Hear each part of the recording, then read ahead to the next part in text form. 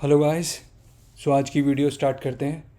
आज का हमारा टॉपिक रहेगा हाउ टू आइडेंटिफाई ब्रेकआउट और ब्रेक डाउन सिनेरियोज।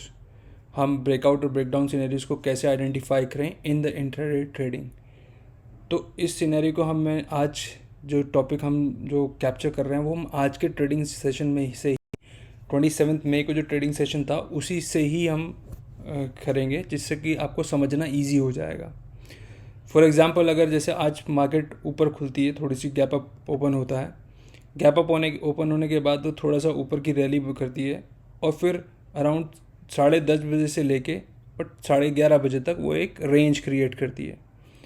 अब अगर हम मानते हैं कि अगर हमारे पास लेट्स सपोज हमारे पास कुछ डेटा नहीं है, अभी 10:30-11 बजे का टाइम हो रहा है, तो हम अगर ये माने कि हम यहाँ पे हैं अभी और उसके बाद का हमारे पास डेटा नहीं है। फॉर एग्जांपल, अभी 10:30-11 बजे का टाइम हो रहा है और हमें ये नहीं पता कि मार्केट कहाँ पे मूव कर सकती है।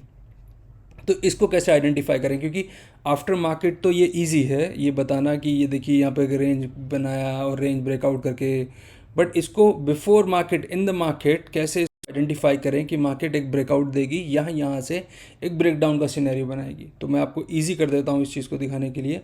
सबसे पहले तो हम एक फिब लगा के उससे हम चेक कर लेते हैं, अब जिसको कि इसमें हम कहाँ तक ये मार्केट एक जा सकती है। हमने इसका एक हाई लिया और इसके एक लो का हमने एक फिब ड्रॉ कर दिया, ठीक है। अब हम इसको ये फिब ड्रॉ करने के बाद हमने ये देखा कि अभी मार्केट में सिनेरियो क्या चल रहा है, इन ओ आई डेटा में क्या चेंजेस आ रहे हैं, क्योंकि दैट इज़ वेरी इंपॉर्टेंट। अगर हम ओ आई डेटा को आइडेंटिफाई नहीं कर पाएंगे तो हम यहाँ पे अप मूव या डाउन साइड का मूव होगा वो हम आइडेंटिफाई करना हमारे लिए बिल्कुल ईजी नहीं होगा। किसी के लिए भी वो ईजी नहीं हो सकता, चाहे उसको कितना ही एक्सपीरियंस क्यों ना हो। फिर हमने इसको चेक करते हैं, हम इसको मैंने पुराना डेटा भी हमारे पास पड़ा हुआ है इसमें।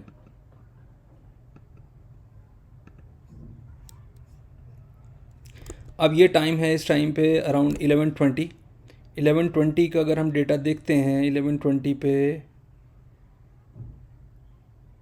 यहाँ से, और इसको हम 10 से 12 मिनट का ही रखते हैं, तो हम ये देखते हैं कि 49,300 पे कॉल राइटिंग जो है वो 7 लाख कॉल राइटिंग कम हुई है। मतलब जो कॉल राइटिंग जिन्होंने की हुई थी उन्होंने उसको अनवाइंड कर दिया।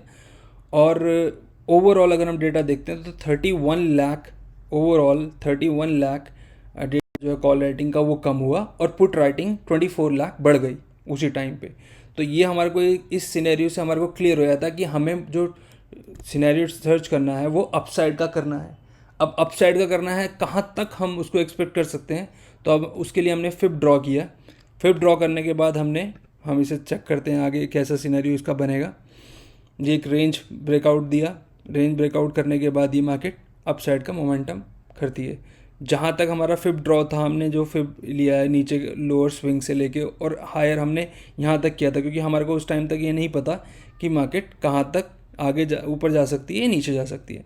उसके बाद फिर उसने एक टाइम आया 12:50, ऑलमोस्ट 1 बजे से उसने एक रेंज क्रिएट करना स्टार्ट किया।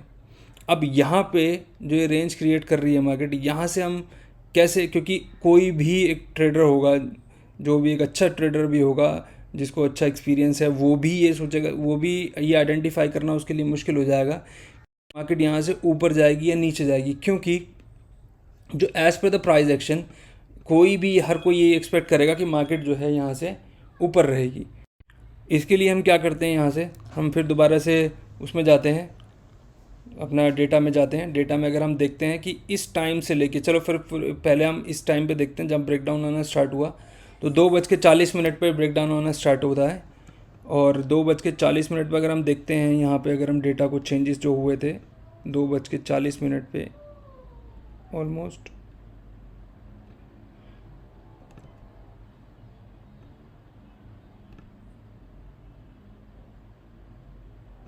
तो हमारे को ये पता चलता है कि 49,500 पे कॉल राइटिंग जो थी, कॉल राइटिंग बढ़ी है 5 लाख और पुट राइटिंग 7.62 लाख जो है पुट राइटिंग अनवाइंड हुई है।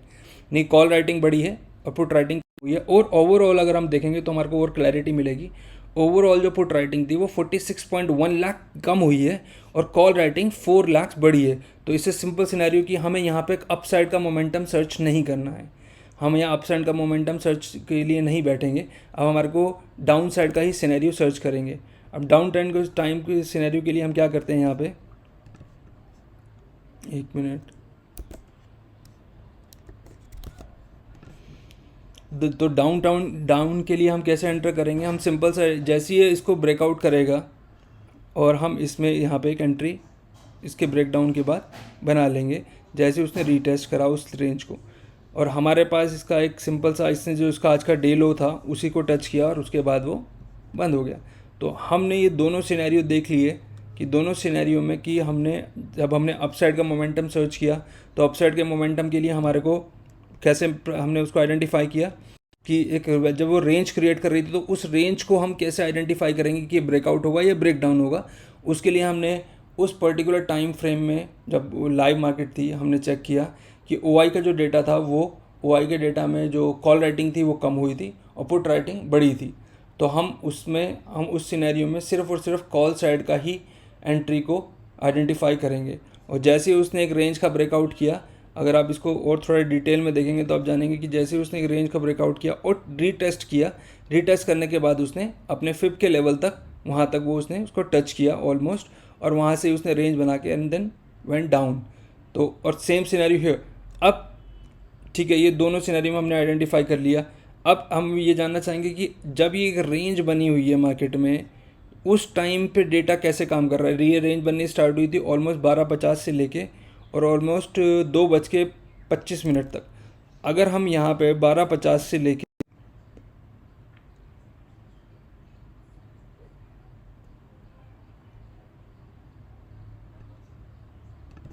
और 2:25 तक का डेटा अगर हम ऑलमोस्ट देखें तो हमारे को ये पता चलेगा कि यहाँ पे हमारा डेटा जो है वो ओवरऑल जो लेवल है वो ऑलमोस्ट सेम है, क्योंकि कॉल राइटिंग भी प्लस है, पुट राइटिंग भी प्लस है। तो इसका मतलब यही है कि अभी हम मार्केट कहीं पे भी दोनों कहीं जाने की संभावना ऐसा है नहीं, कि पॉसिबिलिटी कम है कि कहाँ पे जा सकती है, अभी कुछ नहीं।